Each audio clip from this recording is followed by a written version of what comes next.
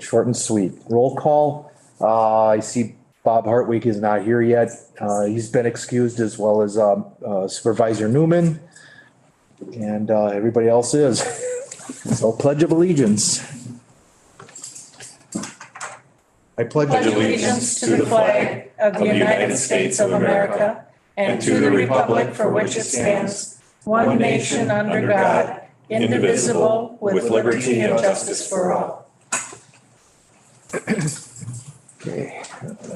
I'll assume everybody had a time to look over the consent agenda, which is minutes from last month. I'll move approval. Second. So we got a move from Supervisor Krieger Gunrum and a second from Schwab, Supervisor Schwab. I'll get there eventually. Okay, so consent L. Oh, we need to vote? All in favor, say aye. Aye. Now we'll move on to discussion items. Facilities quarterly report. Yes, Kara Hergers, our facility manager, will take this agenda item. Hi. Sounds good. Aye. Hello. Hi. The facilities department has two initiatives as part of the EOS program, customer relationship program and the asset lifecycle management program. With the customer relationship program, we are on track with regards to that program as a whole. We have 3 goals in that program, all with 2023 due dates. Each of them has either 2 or 3 targets within that, and some of the due dates for those do start in 2022. So you'll hear some updates regarding those as we get towards the end of the year. Okay. The customer marketing strategy goal you'll see has a date of 7/29/2022. That actually should read 2023, and I'm trying to get that fixed in the system. Most of the targets are tied to that 2023 date. So, and then our second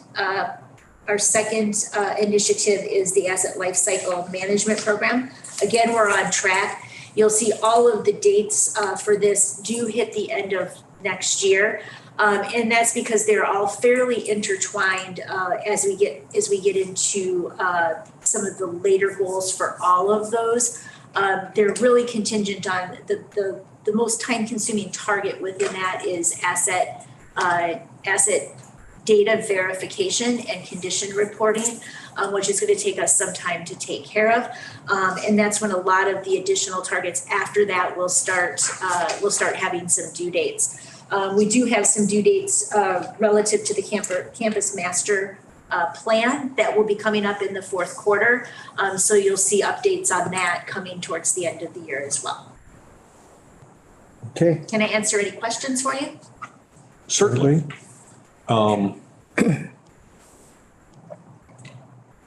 So on the first one with the customer relationship program, are there, actually I was thinking that the 7/29/22 had already been done, so I won't follow up on that one. Yep. On the facilities management, is Lifespan a program, or is that an internal thing that our IT department came up with, or is the user software, or what is that? I'm sorry, you're referencing the life cycle management program? There's something with capital letters called Lifespan, so I'm assuming that's a proper name for a. Oh, no, I'm sorry. That's in my head. Okay, got it. So it's just my terminology. Got it. And I'm not sure why I decided to capitalize that. All right. I have a question then. Yes. You said that you were working on asset data verification. That's taking quite a bit of time. So what are you doing to verify your assets? So we have asset lists that we have in a database, and over time they have it's one of those programs where you need to do an audit on a pretty regular basis to stay on top of that. So we're doing that audit. So we're literally going out and touching every piece of equipment that we have. In addition to that, we are gathering more specific data that we don't have in the database yet, but we have the ability to start adding it We had a recent upgrade to our system. So we What have the ability to add photos as well as add more detailed condition reporting that we didn't have the ability to track prior. Can I ask what program you're using? We're using a program called Micromain. Oh, I've never heard that one. I had never heard of it before coming here either, but it is, in the 30 years I've been doing facilities management, it's the best program I've worked with.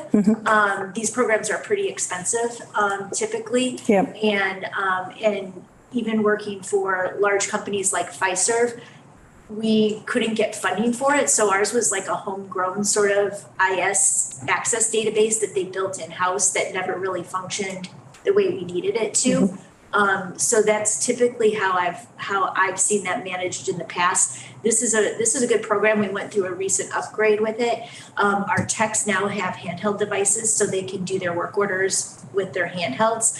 The vision is that they'll then be able to use those to take pictures and go right to the site. Unfortunately, we don't have the cell service or the network to allow us to do that throughout our buildings. I mean, you'll see that Samaritan yesterday is that's very consistent with how all of our buildings are constructed, where there's a lot of concrete block walls and it's just hard to get signals in places. So we're working through how we're getting that data into the system. But if you were able to transmit or get to a place where you could do the transmission, it would go, it's a push on a click? Yeah, actually, there's barcoding system. There's barcoding available where you scan it, so you know that the piece of equipment that you're working on is the piece of equipment. It's the right piece of equipment. We do frequently have the guys go out and work on something and they'll say asset number 101, but it's asset number 102. And other than the fact that there's one here and there's one here, they're the exact piece of equipment sitting next to each other, and they really have to be careful of making sure they're working on the right one. So then when you do maintenance on one, you know which one you did the maintenance on. Okay. I have a quick question. When you talk about lifespan, I'm assuming you're talking about all our infrastructure, right? Buildings, everything. Now, obviously with the roads, we have that 2050 plan. Do we have something similar to that with our buildings as well? Looking at longevity and when they have to be replaced? Yeah, so I've built something off of the asset list that we've had. We've done some auditing in the 4.5 years that I've been here. We've done some auditing of it. It needs to be done again because we replace equipment. We're targeting our bigger pieces. We're not going after, fans and things, little vestibule heaters and stuff like that. We're not targeting those. We're targeting our systems that are going to be costly to replace. But yes, I do have a plan that I'm working off. We're just moving it to that next step. And we do not have condition reports for all of the equipment. So that's really a big piece of it. Is I can tell you that the boiler needs to be replaced after 25 years. But the reality is that there's boilers that I'm looking at for some reason they're failing. And then we've got boilers that at 40 years are still humming along without any issues. And you can tell, you can't always tell everything by looking at it. Sometimes it's rusting out from the inside or something like that. But you frequently can look at equipment and see if it's in good operating condition. And make notes. There's, some of our equipment has the ability to tell you information about what's going on with it, so you can take data and save it in a system, and then you can hopefully get some trending reports. So if something's operating and then all of a sudden it starts to taper off, then you can start being more proactive about looking at replacement. Okay, thank you. Have we had a preventive maintenance or a periodic maintenance program in the past, or is that something we're just kind of implementing now, or? We have a PM program. Okay. It is, and it's documented. It's in our work order system. So, and in fact, I can produce reports to even, and one of my goals ultimately here is to focus on preventative versus reactive maintenance and what our percentages are, because we want the greater percentage of our work to be done on the preventative side rather than the reactive side. the area that we're getting into is then we can go out and do the PM, but if our technician notes there's something wrong with that, how do we get that information into a database so that we can share? And how do we get it so that when he goes out and works on it the next time, he can see that something's happened since he's been there. Now it's just based off of memory. And when you have a technician that's dealing with, you know, in any given quarter, you know, a couple hundred PM tasks, it's hard for them to remember where they're seeing issues pop up or where the issue is coming. Thank you. And one other question on the campus master plan, the last thing references a Potter Lawson. Is that a firm or is that a software? Okay. Potter Lawson is a consultant that that has been working with the county. I've actually been involved with them now for about 6 months. Working on gathering data about the space needs for each of the individual departments. And we're getting close, like within 2 weeks or so, we should be closing the majority of that portion of it out. And then we will be moving into some of the more common space.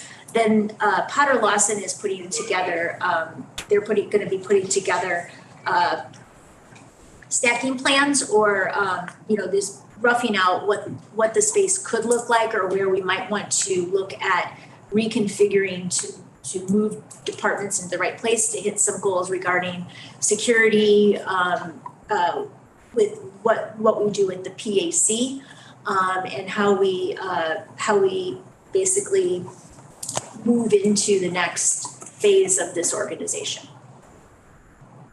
And do we have an electrical PM plan? I mean, because a lot in most facilities, they pretty much ignore electrical until it actually fails. And I am going to tell you that we have a very weak electrical PM program, and we have started developing that. We recently did infrared scanning our panels. Okay. And that will be incorporated into an electrical PM going forward, but we had not had one prior. So that is a new component of our program. But you're right, that is an area that is lacking in our current PM program. yeah, and even as far as breaker exercising so that you know that they'll trip and you can reset them when you need to, Yep. all that fun stuff. Yes, yeah. It's usually overlooked. So a question about the streets and roads as an asset. Now, I know that Washington County uses Baker Tilly for their accounting audit, and I worked with them. And I know they gave me a program, and I'm not sure if I think it was Excel based, which is probably not the best way to do it. But I mean, we kept track of all of our streets and roads in there when the last maintenance was, when it's expected to, you know, the life of the road. So when you were talking about putting that into your streets and roads, do you have anything that you do that with? Yeah. Oh, Yeah, so this goal is to, first of all, validate that we have all the assets correct. okay. Which we know most of them they're accurately reflected in our system. And then the second component is to make sure that all the data that's in the system around it. So some of our assets are just in there and like literally it is boiler 101 and that's all that we have in the system for it, other than we can see what PMs have been done on it or if a technician has actually tagged that asset when they've done repair work. But moving into the next step, most of our assets, we have the make, model, serial number Sure. and install date loaded in there. And that's what we're going to additionally capture on the assets that we don't have. And then we're going to also be capturing photos of that equipment. And we are going to be taking notes on what the condition looks like. So yes, we do have those basics in place already. For streets and roads as well. Yeah. Yeah, and Brad Abraham's working on a street parking lot map for not just the Washington County campus, but all of our out areas as well, like Fair Park and stuff. So we created one probably 15 years ago, and a lot of the projects have been completed. Sure. So he's kind of updating that to make sure, see which ones go, like, you'll see the work that's done in the parking lot in the back here now. And of course, you know, PAC and Samaritan, you have some choices coming up, decisions in the future, and how those play out. So those are listed in there as definitely stuff we look at as far as their CIP and done. So same thing with the Parks Department's done that too. We did the same time as the parks years ago. Kind of looking at all their roadways and get their, kind of we did our 2050 plan. We did the same thing for parks of, let's look at your roads, which ones you need crack field, which ones you need chip seal. So at the same time, we did the county grounds, but we kind of, we're at the end of the life of that plan, and now we got to dust it back off and create the next 5 to 10 years. Okay, thanks. Any other questions? See no further questions, we'll move on to the transit report. Thank you very much. Thank you.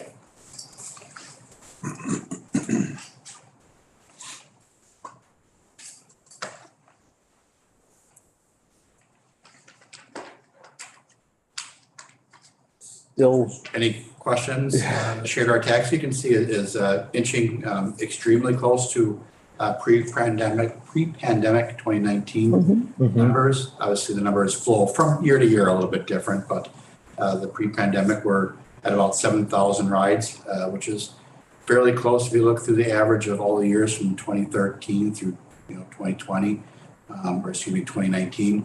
8 to 7 in that range. So not too terribly far off for that. And the commuter express ridership is inching its way up again. It is its highest ridership since the pandemic at 2,363 rides a month.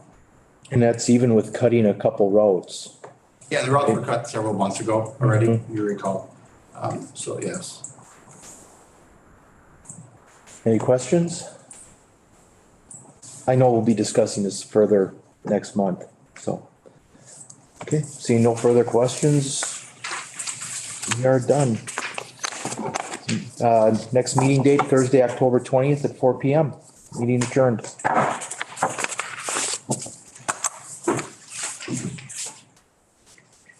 19 minutes. 19? We asked a lot of questions.